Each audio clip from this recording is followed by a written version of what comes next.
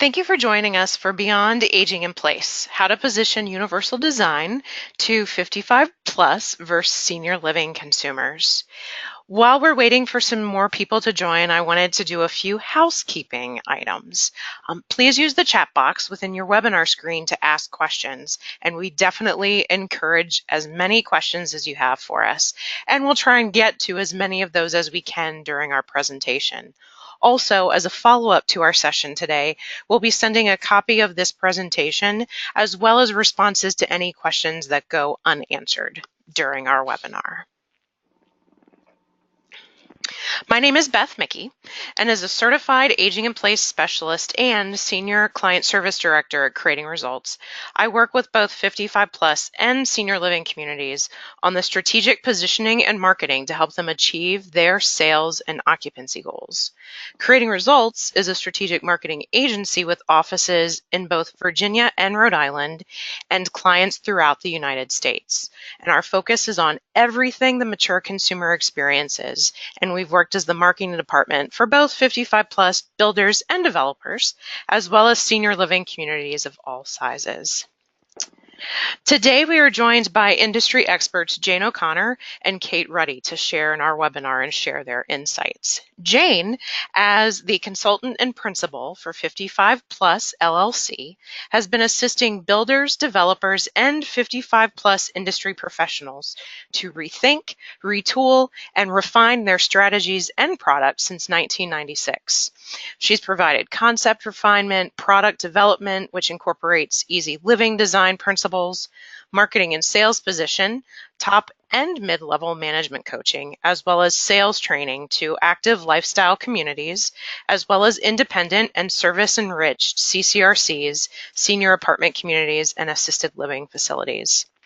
Jane's earned a number of industry designations, including Masters in Residential Marketing, Certified Aging in Place Specialist, and Certified Active Adult Specialist in Housing. Kate serves as the director of Atrio Help at Home, a nonprofit, faith-based home care organization that provides private pay services in the Western Michigan area. She graduated with a Bachelor of Science in Public and Nonprofit Administration with an emphasis in community health from Grand Valley State University. She started her home care career with Home Care of Holland Home and then became the personal services manager with Clark at Home. As director of Atrio Help at Home, she continually works to move the organization forward using the best technology and team-friendly approaches available. When Kate's not at work, she enjoys spending time with her fiance and running, and has even participated in a number of running races each year around the state of Michigan. Here's what we'll be covering today as a part of our webinar. First, we'll be setting the stage, talking about some market distinctions between the 55 plus consumer and the senior consumer. We'll also then turn it over to Jane, where she will share some 55 plus insights and examples. And then Kate will share her senior living insights and examples. And again, please keep those questions coming. We will try to get to as many as we're able at the end of our presentation. And even if we don't get to your question, don't worry. We will be sure to send a follow-up with our responses. So let's look at the difference between the 55 plus consumer and the senior living consumer. But before we do that, I want to go ahead and call out the definition for aging in place. So this is how the U.S. Centers for Disease Control and Prevention define it. And that is the ability to live in one's own home and community safely, independently, and comfortably, regardless of age, income, or ability level. And if we were to take that one step further and look at those 65 and better, according to the Census Bureau, by the year 2035, 1 in 5 people will be in that category of 65 and over. As marketers, we seek to create relevant messaging that demonstrates value and motivates our consumers, our target market, to action. But when it comes to universal design, and what you'll hear today from both Jane and Kate is that, and even the thought of aging in place, is that boomers and seniors are firmly entrenched in very different stages of life. According to a recent AARP survey, 90% of those 65 and better indicated that they would prefer to remain in their own homes. And a home advisor survey found that 43% of people didn't necessarily understand or know the definition for aging in place, but were actively planning home projects that would make staying put easier. At the end of the day, these are very distinct markets, and success and a sale depends on how effectively we position universal design to each group. So as I stated at the beginning, today, Jane and Kate and I will be sharing some best practices and examples from both the 55 plus and senior living verticals, so you can not only anticipate, but provide what will appeal to your consumers now, but more importantly, what will help them live their best lives possible for years to come. And now we're going to turn it over to Jane so she can share some of her 55 plus insights and examples. Thank you, Beth. Let's do a little quick screen change here. And we can begin. So, thank you, Beth, and thank you and welcome to all of our participants on this webinar today. I want to set the stage for two approaches to universal design. The first stage will be from a 55 active lifestyle perspective. That is, what resonates with the 55 plus cohort, and how should the advantages of universal design be integrated into the design concepts and functionality of a home or rental residence? More importantly, how are these intentionally included components and features communicated to the customer so they view them as must-have components? I'm going to also interject some marketing and sales tips for active lifestyle sales speak as well. Another distinct difference on how this subject and its components are dynamically communicated to your customers. And then the second stage is going to be followed up with Kate, and she's going to be presenting from that second approach, that of promoting and preserving independence and safety within the home as true aging in place support systems are considered for the occupant's well-being. Let's look at the official definition of universal design, being the design of products and environments to be usable by all people to the greatest extent possible without the need for adaptation or specialized design.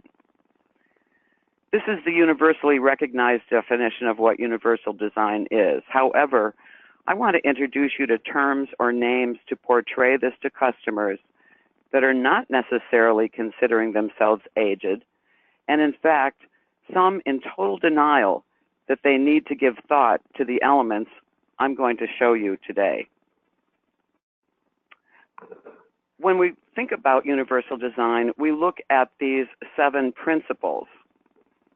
And the 7 principles, as you see here, some, all, or a choice of them can be included within your concepts. But for principle 1, the design is useful and marketable to people with diverse abilities. For number 2, the design accommodates a wide range of individual preferences and abilities.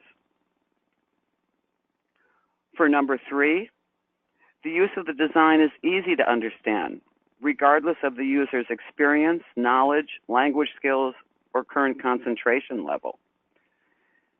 Number 4 principle, the design communicates necessary information effectively to the user, regardless of ambient conditions or the user's sensory abilities. For principle 5, the design minimizes hazards and the adverse consequences of accidental or unintended actions. Number 6, the design can be used efficiently and comfortably and with a minimum of fatigue. And finally, for principle number 7, Appropriate size and space is provided for approach, for reach, manipulation, and use, regardless of the user's body size, posture, or mobility. Now that's all the technical stuff. Let's get into some fun stuff now. While aging in place is a term we're hearing more and more, try reframing universal design with a concept that it's not just for those who are aging. Good universal design, seamlessly incorporated within today's homes, promotes healthy living for all ages, all abilities. But the great news is that we're living longer. Take a look at the image of these 60-somethings of yesterday in comparison with 60-somethings and beyond of today. And talking about beyond, the book club certainly has changed. Jane Fonda is over 80 years old, and this is her today. That's amazing. So today's 55-plus buyer doesn't view themselves as old. They're still enjoying an active lifestyle. Many are still working. They don't identify themselves as old. So how do we speak to them? How can we incorporate good aging in place design elements without turning off our active lifestyle customers? And what words do we use to explain the conveniences and creature comforts we now incorporate into home designs to promote independence, ease of use, while still preserving style? First, we look at how to design and communicate functionality without sounding like we are designing for pending medical emergencies. So in a marketing and sales capacity, maybe think about using terms or replacing universal design or accessibility with terms like easy living design, smart design, designed for convenience, designed for ease of use, or even good ergonomic design. A few facts. After the age of 20, our eyes really change. Our color perception changes. The eye lens thickens and yellows, and it makes it harder to see. So research tells us that a 60-year-old needs 6 times as much light as a 20-year-old. So we're now incorporating wayfinding devices in hallways, in rooms, so that we can find our way around easily when the lights are off. We include lots of natural and artificial light, and we try to use contrast between surfaces because of that eye perception. So we begin by looking at our space. We want to provide beauty, convenience, functionality, ease of use, safety, and flow in our home designs. Space is dear in new homes.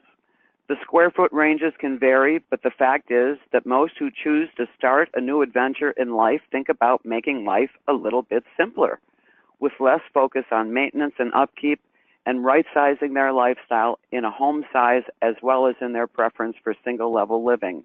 That is, the avoidance of steps. So when we reframe the concept of universal design in these spaces, we have to consider what the homeowner wants. They see space as luxury, not cold and institutional, and it certainly does not scream ADA. Today's buyers want a more casual lifestyle and lots of open space that can be flexible in its use, both today as well as for the future and for future functionality. Open space means giving consideration to removing typical barriers like doorways, long hallways, and wasted space. So, where do you begin considering some of these applications? Well, we look at these different areas: the kitchen, the bathrooms, our entryways, stairs, any kind of access by transit, our closets, our utility rooms, or also known as laundry rooms. Also our driveways, the garages, and vehicular access. So good applied design blends the features seamlessly into the design of the home. Do wider hallways, deeper rolling closets, generous door openings, levered door handles, double stair handles, and easy to access storage areas sound appealing to you? These features and elements are some of what comprises universal design. Comfortable and easy to control HVAC systems, controls at 48 to 54 inches in height, ventilation in the whole house, especially in the kitchen and bathrooms, electrical systems and breaker panels installed no higher than 48 inches in accessible areas, outlets no lower than 18 inches off the floor, preferably 24 inches for easier reach for those standing. We use rocker switches, dimmers, three-way switches, monitors and sensors, security lights. Critical lighting is in entrances, hallways, stairs, door lock entrances, and night lights for wayfinding. When we look at the drives and the garages, first we look at dimensions. Minimum width of a standard drive is 12 feet. This picture on the lower left shows you with a covered entrance over what is a no-step entry into the home. Single garage doors should be 9 feet wide, doubles should be 18 feet, and they should be 9 feet high. Notice also the raised beds, ease of use. Although this is a shot of a gated new home model village show home, you can see the zero-step entry, which this developer has committed to doing on all of his homes. Notice the covered porch, providing a welcoming and encouraging atmosphere for socialization.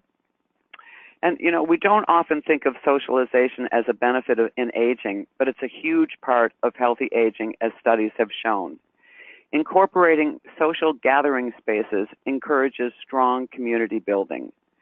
These include communities with sidewalks and nature trails to promote ease of movement, incorporating ramp transition cuts, inviting front porches, green spaces and parks within the community, clubhouses, and outdoor amenities to keep active and socialized, promoting well-being and longevity. Here's an entryway that demonstrates, again, a zero-step entry with a covered porch. So we're eliminating those steps. We've got plenty of maneuvering room. It's recommended that we have an entry shelf, or what we now call a drop zone, where you can put packages down if you're shuffling keys around or your belongings. Notice the hardware, easy to use hardware, lighting, non-skid surfaces, and we're also introducing lifts and elevators into entryways. I'll show you a slide of that in just a second. Here's a couple of different options for entering, and I've specifically picked these because of the entry from the garage, which most homeowners enter through their garage. They open their garage door with the garage door opener, and they enter into their space and into the house through there. And what we see here is entryway into the garage suggested to be ramped. It can be done very easily with concrete or with wood to ramp that. Straight in, drop zone, possibly a pantry, straight entry into the kitchen, ease of use without a lot of angles. Here's one that is an angle though. We come in an angle, we've got good space here to maneuver, again, drop zone or closet space, and directly into the kitchen or pantry. So looking at layouts of how your entryways can be done is real critical in looking for universal design components. Let's move on to the kitchen. The kitchen triangle iron rule of thumb versus what works best for your client.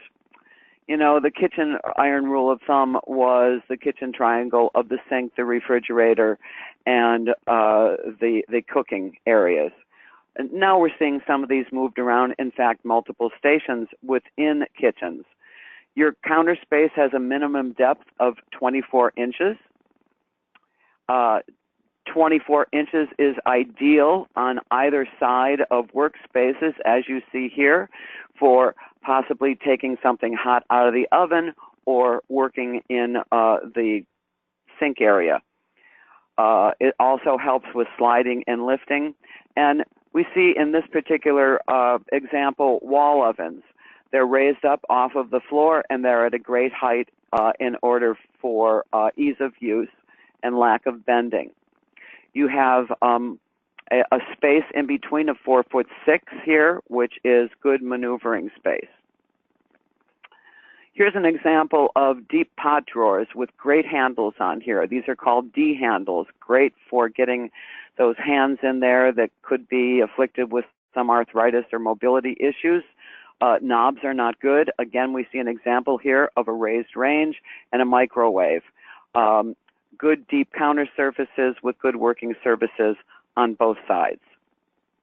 Here's another example of a flexible kitchen. You see different counter heights and also different workstations where you've got a main kitchen sink area with a single lever faucet, which is important. And you have furniture type counter space here or counter design for a center island so that if now or in the future somebody is in a wheelchair, they certainly can get under here for food prep, and they also have a hot top surface here for cooking, for ease of use, as well as a sink here. When we look at what's good about this, the drawer pulls are not bad, the door handles are not good. These are round handles and difficult to use. We've got good control here with knobs in the front of the oven, as you see along the front here for the controls rather than in the back of ovens as they used to be. And you've got good ventilation giving you good air quality with that hood above it. Here's an example of a countertop microwave. Under the counter drawer microwave for convenience. You can see that that's something that you lift something in and out of rather than put it in vertically. Excuse me, you put it in vertically rather than horizontally in most microwaves. Here's an example of a well-designed, universally designed kitchen with the exception of what I point out in this to be the stools, and I'll tell you that in a minute, what I see in here. So we have lots of light coming in. We have deep pot drawers. These are replacing cupboard doors so that there isn't a need for bending over and stooping in to see what is stored in the depth of this cupboard. They have good D handles on them as well.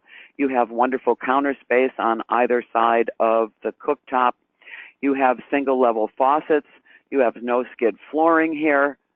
But look at the stools. These are not great for older folks, both the height of it as well as there's no armrests on here in order for them to get themselves out of once they're on the stool. And also notice this nice 36-inch wide doorway leading into this den space beyond. It's a nice example of universal design, good light, good lighting under the counters, good lighting or under the cabinets there. Here's another example in a kitchen space, and of course, when we look at kitchens and bathrooms, they are the places and entryways where you do most of your universal design components. So in this one, we have great lighting. We have a separate beverage area over here. This is for convenience, ease of use. Somebody's preparing food, somebody wants something to drink. They don't have to disturb the person working in the kitchen, but they're still close by. We've got kind of questionable counter seating here again because it is raised. It's preferred to be regular seating for this age range. Even when you have a center island, you can vary your counter height to accomplish that. You've got good ventilation here with this hood. We see the faucet again. And we have generally a very functional space within easy living design components. Here's another space where you see that dual counter level here, one hiding the utility area for privacy, very functional, and the other for ease of use in preparing food. Another shot of that same space, you see the deep pot drawers here.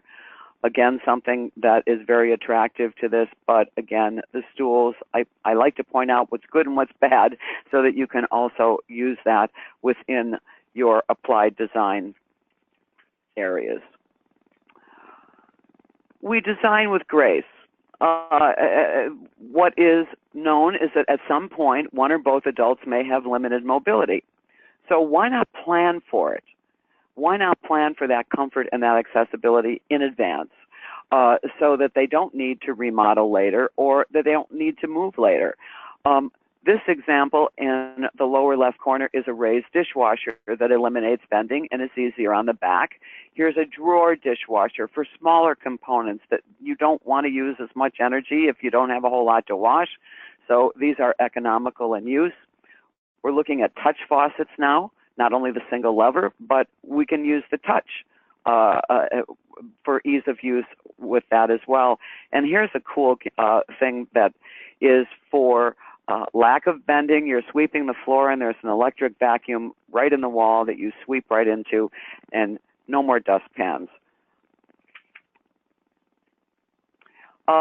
If you do have cabinets underneath, there are lots of products that you can look into for pull-out drawers and pull-out pantries. Also really good universal design components. Let's move on to the bathroom. In the bathroom, we're looking for maneuverability. We're looking for safety features. Certainly, we're looking for it to look pretty and to be used by multiple users, so it has to be flexible enough.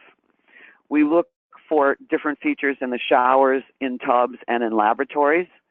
What equipment and accessories are going to be utilized within these hygiene spaces, where is storage, and how are showers and tubs configured. And I will tell you that in an active lifestyle homes now, within the owner's suite, we are seeing more elimination of tubs and more extension of larger showers, more luxurious showers as a choice by the homeowners, as long as there is one other bathroom in the house that has a tub in it for bathing those grandchildren. So we look at the bathroom and we say, how big is it? Well, minimum size of door would be 2'8". It's ideal for added mobility. Is 3 foot too big? It might be if it gets in the way, if your door swing gets in the way. But if your door swing does get in the way, can you consider pocket doors with easy pull levers? Be careful about the levers for those pocket doors. Some of them are very small and hard to maneuver that hardware for aging hands. Or we use swing or offset hinges for those doors to be able to open wider. And I've even seen the use of some split doors in some instances. Not ideal, but can be in retrofits. When we're talking about accessories, boy, they're coming out with some real beautiful accessories. It has grace in its design. They look like they are design elements to hold your accessories and soaps instead of looking like they belong in a hospital. And we're seeing this change happening in hotels as well. When we're talking about dignity and privacy, nobody looks good sitting out in the open, but give them their privacy. And that means a nod to the doorway and to maneuvering space, but we have to stop thinking about bathrooms as totally handicap accessible, especially when we're looking at active lifestyle designs. It's all in the communications, because what they really want are spa-like baths. This is where we're going. But look at this delicious spa-like bath that has no barriers for the shower. There is no curb here. It's direct entry into it. Multiple shower heads, ease of control on that. Dual sinks, and vanity for sitting. All of the ladies like to put on their makeup, and even men do their hair, and they sometimes like to sit there. So we can make our bathrooms look really beautiful. Here's another example, and you'll notice the seat running along the edge on your right picture, and you've got a seat in the back. The faucet head is up here in a view that you cannot see, But what is really nice about this and great universal design is that you do not step in and adjust your water temperature while you're getting sprayed. It is conveniently located on the side wall. Good universal design. Handheld shower also, handheld shower head is a must within active lifestyle design as well. We see a lot of light incorporated into here, as well as contrasting surfaces, which is very important. Remember, I talked earlier about that aging eye. This is another example of wayfinding, and we're finding lighted switches, dimmer switches, doing away with those toggle switches as well. We don't like to see toggle switches as much as we like to see touch switches for ease of use. Again, another component to think about. Another example of that bathroom. Another bathroom. This is a wet space, and in this wet space, you have your tub with a shelf for transfer. This shelf looks a little narrow, preferred to be 8 inches, not 6 inches wide. You've got a shower head here, so that this whole space is your wet space, incorporated in the owner's suite. Another example of good universal design. When we're talking about aging, we're talking about strength and balancing, and look at the number 1 and number 2 things that send people to the ER. They're stairs and steps, and they're the flooring materials. So when we're looking at stairs, stairs are acceptable for the grandkids, for game rooms, for exercise rooms, for loft spaces, for storage. When we look at it, we never do a straight run. We always add a landing. We always want ample lighting in it, and we would like to have a handrail on both sides, not just on one side.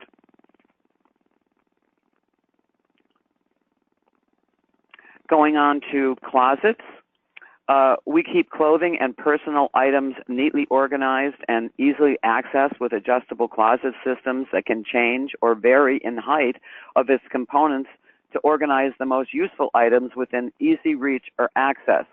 Know that somebody in a wheelchair has a limit of 54-inch access.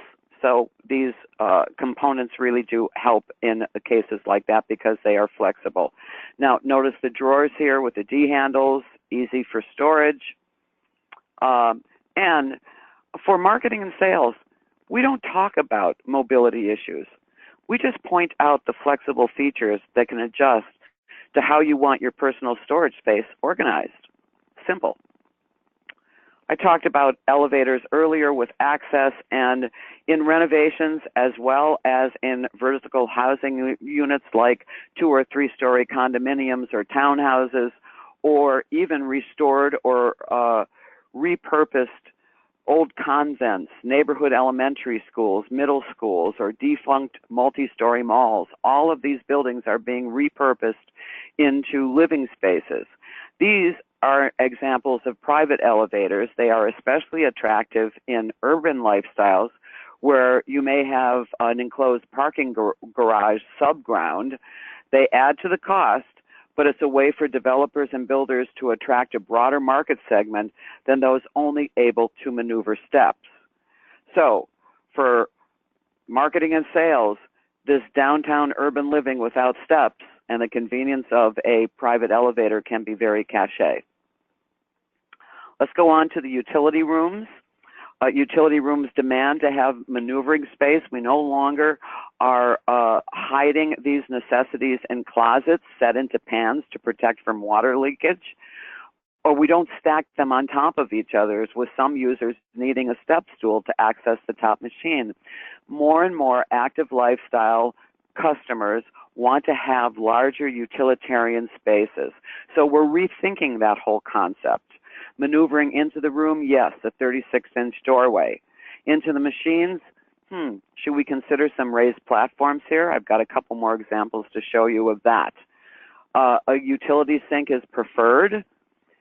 And also notice this folding shelf and cabinet so that you've got easy storage. So this room now becomes a multi-use or flex room. We have non-skid flooring. In fact, a lot of home buyers save a bit on their flooring choices and opt for a higher-end laminate for their attractive now flex space for hobbies and small projects. It's well lit, and it's got a lot of easy access storage. Here's an example with a raised washer and dryer. Another example of a great utility space that can be a multifunction space. Good D handles, don't see drawers, see cupboards here, but that is choice of the owner. And look at what it has here. It has a dog washing station. Now, it is known that 47% of all households now have dogs, and 46% have at least one cat. We have 82.5 million homes in this country now with pets, and pet owners spend approximately $58 billion on their furry friends. So to put in this item within a utility space is not only a luxury, but it also is a great universal design feature for caring for the pet. So in marketing and sales, you accent the convenience of a real utility area, the flexibility of a project or workspace, and the ergonomic design intentionally incorporated with the raised washer dryers and working counter height. Again, this multi-use space with a special spa area for your little furry friends. Here's another couple of quick examples of some designs that are great solutions in small spaces for accessible design. You can see a roll-in could be here, but look at how beautiful this is. This does not scream of universal design, nor does this one. These are those drawer dishwashers, again, examples of that, as well as another one of the touch faucet. Now we're going on to strength and balance, and what we know is to avoid these stairways. So what people are asking for now is permanent stairs to attic storage, no pull downs within the garage space. And here's some nice examples. You've got a diagram of how that may look, but we also like to see if it's at all possible to put into these spaces a landing. If it's not possible because of tight space, we have to have a minimum of 3 foot 6 inches for the stairs, add a landing if we can, and double railing is preferred for access into that space. And I can't leave you today without talking a bit about those welcoming spaces that bring you into your sales center. And I want to point out this is a new one that has incorporated some nice, easy living design into it. It is all on one level. Certainly, you have contrasting surfaces here. You have chairs at counters that you can get out of. It is incorporated seamlessly into the design. And the stools also. You saw the stools that I showed earlier without handles. These are much easier for folks to get out of without screaming universal design, and these as well. We also have touch screens, and we have them at different heights for where people are utilizing them. The touch screen on this side is a bit lower than this side, which is meant to be looked at eye level.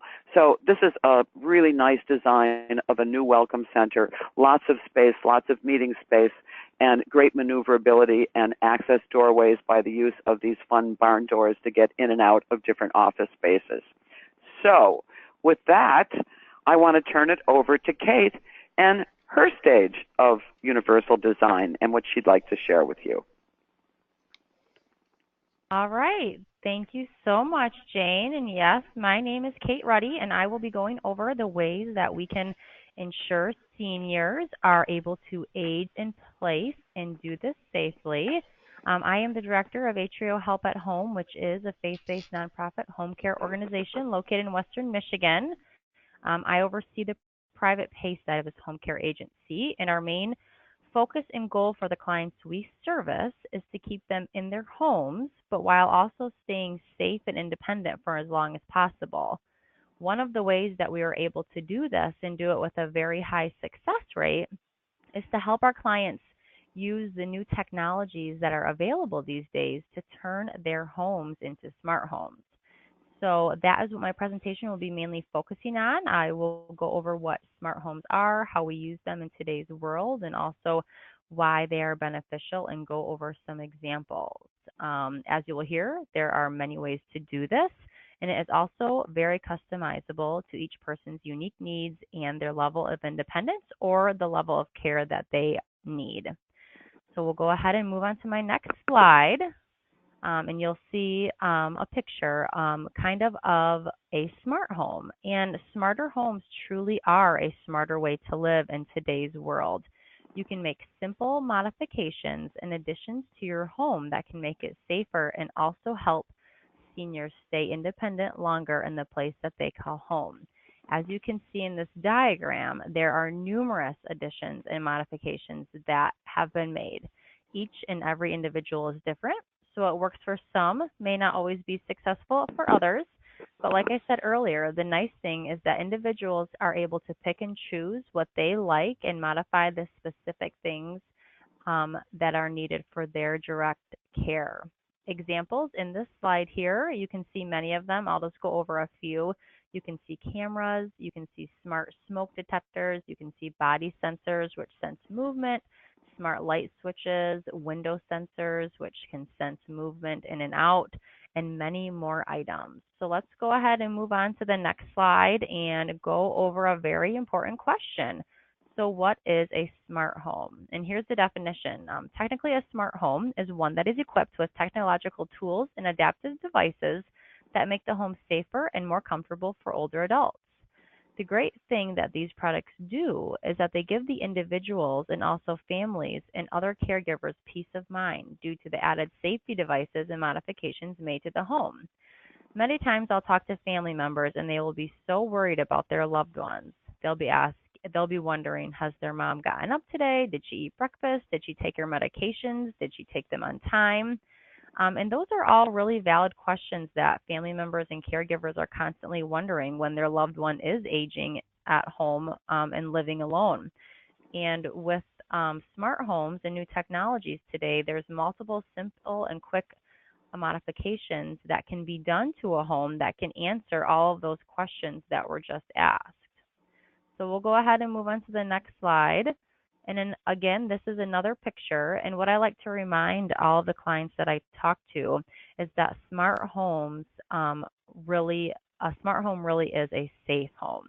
There are so many options that you can add to your home to make it much safer to live there. And then what you can see in this diagram is that most of the items that you can add to your home can be monitored by others, such as a family member or a caregiver if you so choose. So in this picture, you can see that all of the devices on your right-hand side that are in this smart home can then be communicated sometimes just through the internet, sometimes through a telephone line, sometimes through Bluetooth to a caregiver, to a physician, to another health service that may be in the home to give them this information in real time so that these people can then check in on the person if any of the readings seem to be inaccurate or wrong or like there may be trouble in the home.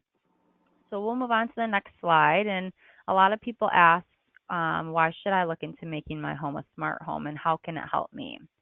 Well, what I do like to say is that smart homes aren't just about cool gadgets and having a remote controlled thermostat or oven. It's really about changing the way that older adults are aging, and it's helping people stay in their home longer and independently, which for most people is very, very important. We can move on to the next slide and talk about the multiple benefits of smart home technology and the additional reasons why people are adapting to these homes. The first reason is that smart home technology is letting people age in place with much better health outcomes, which has been shown in recent studies that have been performed. It fosters independence because the technology is able to remind seniors to do things that they may forget on their own, like to take their medications or to shower or to make their or go to the grocery store and so on. It can make tasks in the home much easier for those that have limits in mobility, such as seniors that have walkers or wheelchairs. Homes can be adapted to making entering homes easier and navigating through them easier. It can also help those that have cognitive impairments stay home longer. And it can also help save money when compared to other living options, such as moving into a retirement facility or an assisted living facility. And again, one of the most important things is that it provides peace of mind for caregivers and families because they are able to remotely check in on their loved ones without actually physically having to be there at the home. And as we know, staying in touch with our loved ones is extremely important while letting them still feel independent and on their own. So let's move forward and look at some examples and talk about those. There are a lot of examples of items that can be put in the home to help modify it. When I think of smart homes, I like to break it down into two goals of what the smart home wants to achieve. I like to break that down into two categories: home safety and health safety. So let's look at options for adapting the home that will help them safe and make life easier and more comfortable that pertains to home safety. The first thing that I look at are door and windows alarms. You can put these on doors and windows so that family and caregivers are alerted when someone is entering or leaving. This is perfect if someone is a wander risk and shouldn't be leaving the home, or on the opposite end, if you are worrying that your loved one isn't ever leaving when they should be, such as to go to doctor's appointments or to get groceries or to meet a friend, you can ensure that they are leaving at normal times and as often as they should be. Another example is a keyless entry. This can be done to a home to make entering the home easier for older adults, especially if they are having limited mobility. Big button phones and remotes. These are great if someone has any kind of vision impairments or if remotes can be overwhelming for them. If there's very minimal buttons and they are very large, it can be much easier for them to use. Carbon and smoke, carbon monoxide detectors and smoke detectors. Those can be turned into smart detectors and they can go off and alert not only the person in the home, but they can also alert family members when there is an emergency happening. Also, these carbon monoxide and smoke detectors can also be equipped with strobe lighting. So if somebody has a hearing deficit and maybe can't hear the alarm going off, it can also produce a strobe light so that the person can see that the alarm is going off and then they can go ahead and evacuate the home that way. You can also implement remote control lighting. This is perfect in bedrooms and also in bathrooms for older adults that get up a lot at night. You can control the lights to turn on and off when you get up or when you prefer lighting the path, and that helps reduce the risk of falls. There are also pressure sensitive floor mats. These can be put on the bedside and can be monitored by family members or caregivers to ensure that your loved one is getting out of bed each morning safely and timely. It can also monitor that somebody isn't getting out of bed too many times per night. If you're seeing that somebody maybe is getting up 10 or 12 times a night, that puts them at a higher risk of falling. It can also be a sign of symptom that there is other health issues going on and that there should be some intervention. The last thing that I want to go over is virtually their video cameras. These are great if family members want to be able to see what is going on in the home to make sure their loved ones are safe. They're also helpful to be put in other areas in the home. Sometimes people like to put them in the fridge. This might sound like a silly idea, but it's a really easy way to be able to ensure that there's food in the fridge, that it's being restocked normally, and that nothing is going to waste or getting moldy.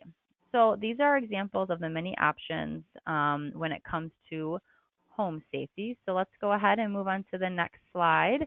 And let's look at the equipment that is available to help in the home pertaining to health safety. So the first thing I want to go over is personal emergency response systems. For short, these are called PERS units, and they are extremely popular, and this is one item that I see in homes very, very often. These are essentially the help button that older adults can wear around their neck as a necklace or on their wrist like a watch and press if they need help. There are multiple different types of these. Some are limited in range and only will go up to around 300 feet. Others can service a very larger area, and most of them, depending on what you're looking for, some of them can even go anywhere with you and are made for active seniors that still leave the house quite frequently and continue to travel all over the world. Most of these are also water resistant, so they can be worn in the shower and they can be submerged. And some of them even have fall detectors built into them and can sense a fall when it happens. And that way it will automatically call for help right away and the button doesn't even need to be pressed. Another option is wall mounted alarm buttons. These are very similar to what I just spoke about. but you can mount these in any area of the home that you prefer. An example of a popular location would be the bathroom, specifically in the shower where accidents and falls happen more frequently. This button can be pressed at any time to call for help. Another example are medication dispensers. These are another extremely popular smart device that are being put into homes. These can be locked or unlocked depending on the client's cognitive abilities and depending on their needs. They have multiple pill compartments. Most of them can store either a week's worth or a month's worth of pills, depending on how many times a day the person takes their medications. The dispenser will light up and remind individuals when to take their medications. They can be also set up to alert a family member if the medication box was never opened and if the med was not taken. This way, family knows when doses are missed and can intervene quickly. The last thing I want to just touch base on are grab bars. These are mostly seen in bathrooms to help seniors get on and off the toilet and in and out of the shower more safely, and this will help reduce falls and other accidents. Moving on to the next thing that pertains to health safety is telehealth monitoring. This is a very readily available technology, and we are also seeing this in the homes very frequently too. Telehealth provides daily monitoring of someone's vital signs. The results of these vital signs can be monitored by a physician, a nurse, a family member, a caregiver, or anybody that you give access to. Telehealth is important because it can provide early detection of symptoms, which can make it possible to intervene sooner. Examples of that would be high blood sugar, high blood pressure. If the person is weighing more than normal, then the doctor or anybody can make some changes to medications, or they can call the client to make sure that they are doing okay. Some more examples of things that can be measured, like I said, are blood pressure, weight, heart rate can also be measured, pulse oximetry can also be measured, blood sugar levels. Moving on to the next slide. So now that we have gone over some information on what smart homes are, why they're useful, and some of the examples of items that are available, I just really quick want to jump into examples. So we'll real quickly look at the main rooms in someone's home and just list off of a few things that could be added and implemented into each one of these homes. I won't go into a ton of detail about these things because most of them are self-explanatory, but it kind of does bring the ideas a bit more to life. So here in this picture, you see the kitchen. As many of us know, kitchens are the #1 area for home fires, and cooking is usually the leading cause. So when we look at this, the tools available, we see an auto shut-off electric oven or range that can automatically be set to shut off, overflow faucet controls, dark activated night lights, cabinet pull-out shelves, which we heard about from Jane, and then French door refrigerators with the freezer on the bottom and the refrigerator on the top. Now let's go on to the next slide and look at the bathroom. We know that there are a lot of emergency room visits for older adults because of falls and other accidents. So here's just a list of things that can be added to these bathrooms to help with accidents. No slip shower stall, grab bars, non-slip flooring. It's always a good idea to put in a taller toilet and vanity. Anti-scald faucet controls, adjustable slide bar, handheld shower heads, dark activated nightlights again, and you can always do a freestanding shower seat or bench. We can go ahead and move on to the living area. So here is a picture of a living area and just a few ideas that can be implemented into the living room. Of course, you always want dual handrails along both sides of the stairs. Many homes you'll see it only along one side, but really best practice is to have it along both. Stair gates are always a good idea. Step lighting, so lights that are very low on the steps that line them so you can always see. Low pile carpeting or wood floors. We always suggest wood floors are the best, but of course, if you have low pile carpeting, that is another best practice. Raised outlets on the walls, and again, dark activated night lights.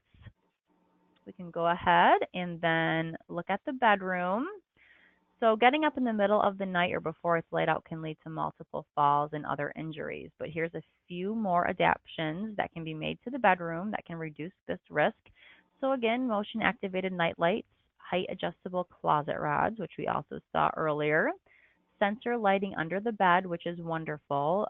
It automatically senses when the light senses that someone is getting up, they'll automatically turn on. So again, that can light the way out of the room into a more lighted room. Smooth floor transitions, and then again, either secured throw rugs or better yet, no rugs at all.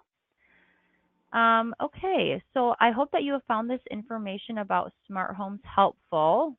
We went over a lot of examples and a lot of ideas. And again, with it being 2018, there is a lot of technology that can be brought into people's homes and a lot of different adaptable building ideas that can be brought into homes, making it safer and making it possible for people to age in place longer. And again, each of these items are customizable. So if some people may have a lot of things implemented in their home, where other people may have only a few things and then they add to it over time.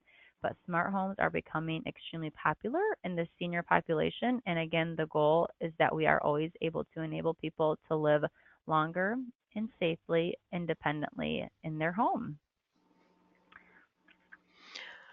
Thank Thank you you so much. so thank you so much, Kate and Jane. I really appreciate it. I want to be cognizant of everyone's time, and we are almost out. But we received one question that I think we could address to both Kate and Jane that we should answer. Everything else, any other questions, keep them coming. We'll send them as a follow-up after the webinar when we also send a link to these slides. But the question we received is, are there certain words or terms that you have found resonate well during the sales process? And are there certain things I shouldn't say? So again, I think this is something that is important to hear for both senior living and 55 plus. So I would quickly offer it to both of our panelists, and we'll start with you, Kate, to see if there's any ideas that you have or words that you would recommend or phrases and how you position it to your potential clients. Yeah, sure. That's a great question. So again, the biggest word that we are using is smart homes and smart devices and technological tools, because that is really what we are trying to sell to our seniors living in their home. And as we know, technology is extremely advanced. It can do so many things. So I always try to highlight the smart tools that are available, and I use the word smart a lot, whether I'm referring to homes, to tools, to modifications. And again, one thing that I always try to stress and use another word is customizable. Every single thing is extremely customizable. There is no one size fits all, and each person's needs are very unique and different than other people's. So customizable is also another word I like to use to let the client know that it can be used to what they need to be done. Excellent. And Jane, do you have anything that you would want to share as a part of the 55 plus journey and how you incorporate it in the sales process? Yeah, we incorporate in the sales process by allowing people just to take in the features of the home and let them notice what might be different. Some of them don't even notice it. But when we go through pointing out certain things, we label them as easy living design or smart design or design for convenience or design for ease of use. For instance, actually going over to a drawer, a pot drawer, opening that drawer and letting it close and watching it close easily, softly, without a bang. And people then go do it themselves and they see how it is easy to use. It's more through demonstration than it is through a lot of verbiage, marking it as universal design or accessible or handicap. We don't use any of that with active lifestyle sales. Excellent.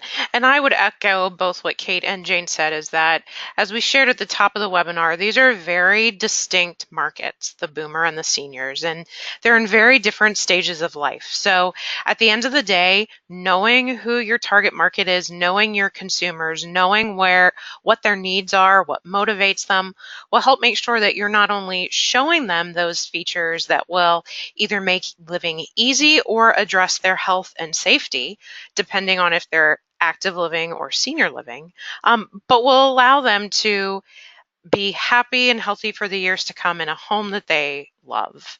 Again, we would like to thank everyone for joining us today. It is 3 o'clock, so we're going to go ahead and wrap up. We did receive some other questions, so as a follow-up to the webinar, we will send some responses from Jane, Kate, and myself, as well as a link to the webinar and our contact information should you have any additional questions.